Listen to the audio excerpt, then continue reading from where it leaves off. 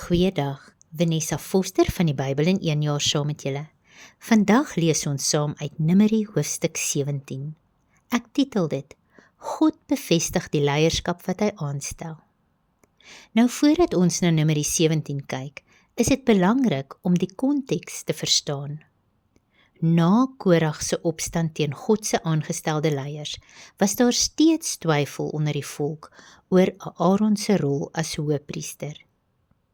En dan gebruik God Aaron se staf om te wys dat hy self vir Aaron gekies het. Die staf wat begin bot, bloei en amandels dra, was 'n sigbare bevestiging van God se gesag en sy keuse.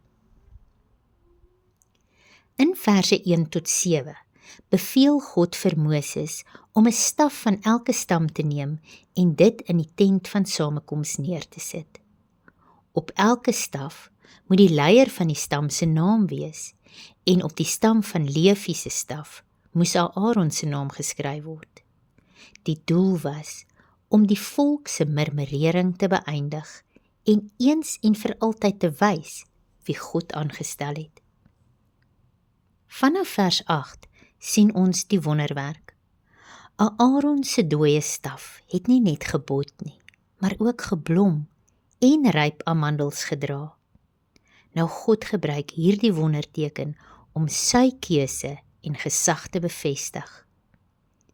Die blom van die staf wys vir ons dat God lewe bring daar waar geen lewe is nie. En dit bevestig ook dat hy steeds sy voornemens uitvoer en die mense wat hy aanstel bevestig. Nou wanneer ons God se gesag bevraagteken ons eintlik sy wysheid. Ons moet dus die leiers eer wat God daar vir ons geplaas het en hom vertrou vir sy groter plan.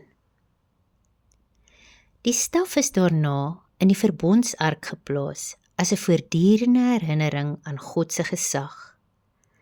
Elke keer wanneer die volk weer wou murmureer of God se leiding bevraagteken, moes hulle aan hierdie teken dink. In verse 12 en 13 sien ons die volk se reaksie. Hulle besef uiteindelik hoe ernstig hulle sonde was.